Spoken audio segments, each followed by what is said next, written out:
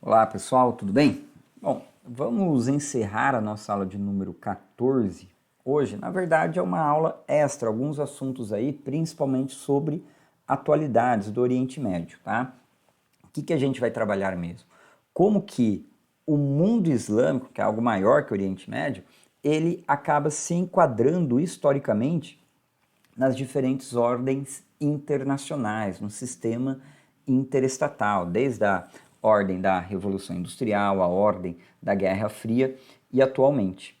Então, primeiro de tudo, tema mesmo, mundo islâmico. E aí o que a gente tem que lembrar? Dentro do mundo islâmico, a gente tem um pessoal que geralmente a turma acaba colocando como mundo árabe. Motivo é uma região em que você tem uma grande ligação do ponto de vista linguístico, cultural e religioso aqui com os povos da Península Arábica, que é justamente onde você tem o nascimento da religião islâmica, lembra? O Oriente Médio, ele é berço aí do judaísmo, do cristianismo e também do islamismo.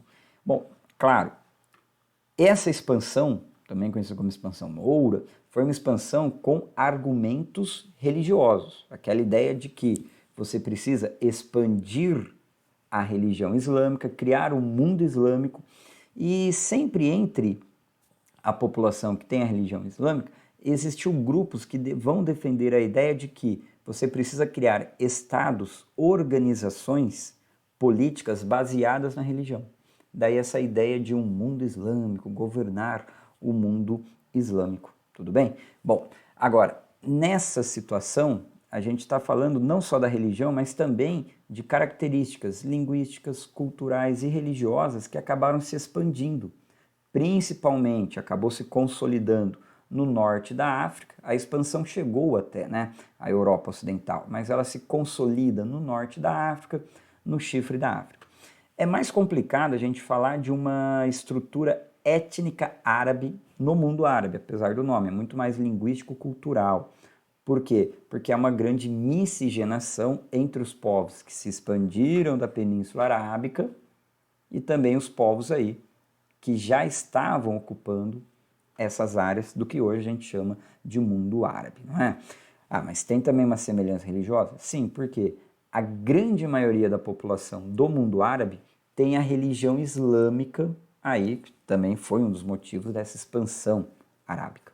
Bom, então olha só, você tem aí uma grande presença de população com religião islâmica, os chamados muçulmanos. E aí você caracteriza algo maior, algo que a gente chama de mundo islâmico.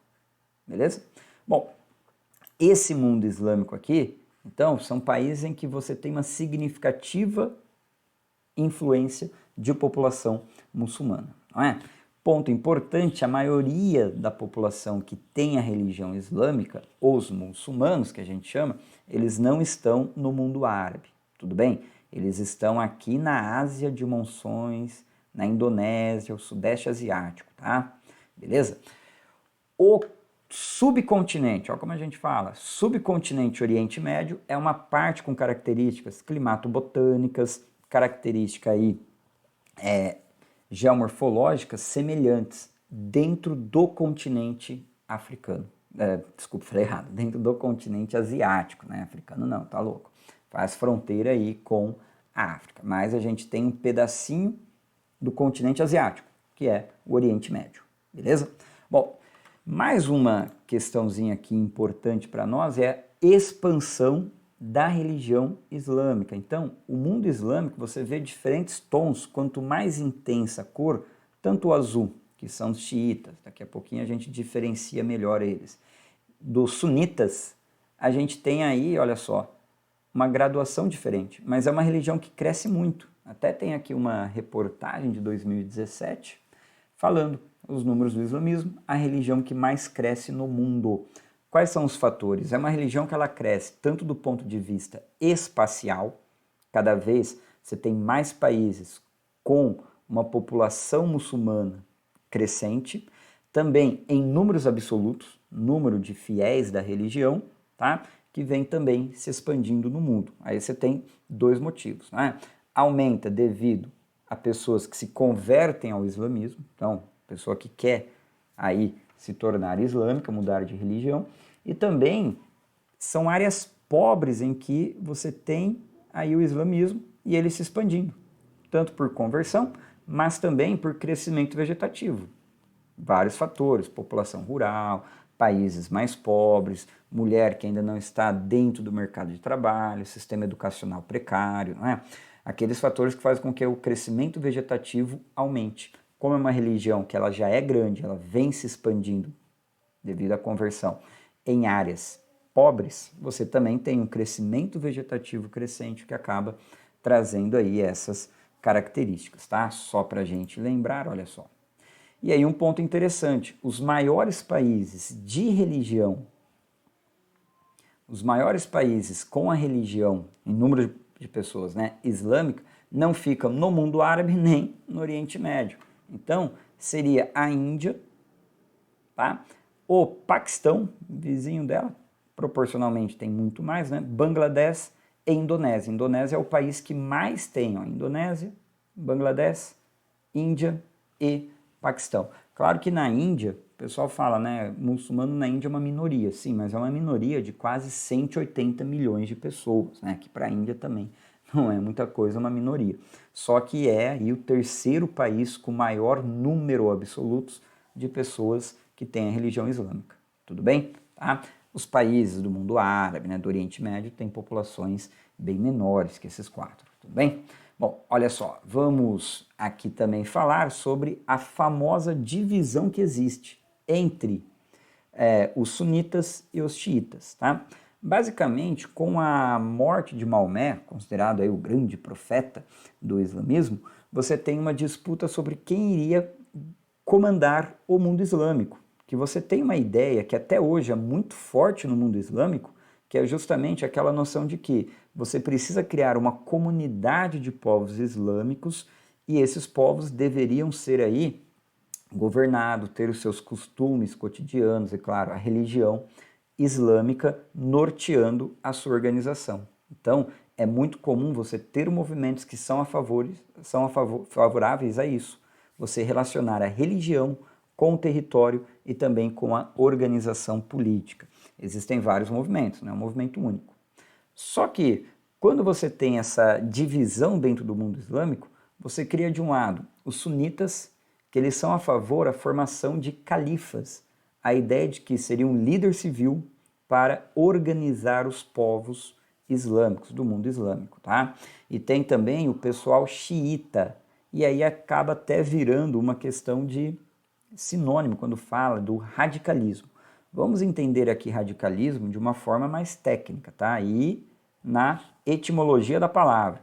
Radicalismo é a ideia de raiz. Então, aquele pessoal, segundo os xiitas, que eles vão na raiz da questão, que falam que se o grande líder, o grande profeta é Maomé, um líder do mundo islâmico para organizar a sociedade islâmica, deve ser um descendente de Maomé. E aí é um pessoal que acaba tendo aí a ideia que eles são partidários de Ali, que era o primo e o genro do Maomé. Então você tem uma ligação sanguínea nessa questão. Um ponto importante que os xiitas também vão considerar o líder da organização de um possível aí mundo islâmico, também um líder espiritual, uma pessoa que teria aí, né, uma questão espiritual a ponto de que ele seria mais aí resistente, né, não teria a questão do erro, tudo bem? Tem uma relação divina direto, sunitas não. Tomem cuidado porque, por vezes, alguns acabam pensando, então, esses grupos, não radicais, né, que vão na raiz da questão, mas os extremistas que usam de questões extremas, né, esses extremistas aí, eles são xiitas. Existem dos dois lados, tá? Que aqui é um ponto importante, ó. É o pessoal que se apropria de ideias religiosas e, por vezes, distorce elas para quê? Para legitimar o seu poder, para impor o seu poder, se utilizando da religião, tudo bem? Então a gente tem isso, tanto sunitas quanto xiitas, infelizmente, dentro desses grupos tem aí movimentos extremistas, tudo bem? Bom, e lógico, a maioria, 90% do mundo islâmico, lembra? O pessoal que tem a religião islâmica, acaba sendo favorável aí, tá? a ala sunita. Então, eles são sunitas. 10%, claro, né, um pouquinho menos, xiitas. Onde os xiitas são maioria, e é bem importante, no Irã e no Iraque. Tá? O Azerbaijão, claro, dá para ver os números aqui, mas não é um país geopoliticamente que chama a atenção, né, protagonista na região, tudo bem? E o Iêmen. O Iêmen é interessante porque, infelizmente, já faz aí 3 anos praticamente que existe uma guerra civil no Iêmen, tá? Que é justamente uma minoria xiita, tá? Vamos colocar aqui para a gente lembrar melhor, ó. Uma minoria xiita que acaba contestando o governo, que é controlado pelos sunitas, tentam derrubar o governo aí, e eles recebem apoio do Irã. O Irã fica aquela ideia, né? A gente precisa criar uma comunidade islâmica, um mundo islâmico aí dentro, lógico, da sua visão xiita. Tudo bem? Então, tem essa questão, né? E, lógico, a Arábia Saudita acaba ajudando militarmente os sunitas da região, com medo, claro, de que o Irã, que já é um país que tem tensões com os sauditas, possa crescer nessa área, tudo bem? Essas tensões, elas aumentam muito em 2011, com a chamada Primavera Árabe, mas aí, daqui a pouquinho, a gente trabalha essa ideia, tudo bem?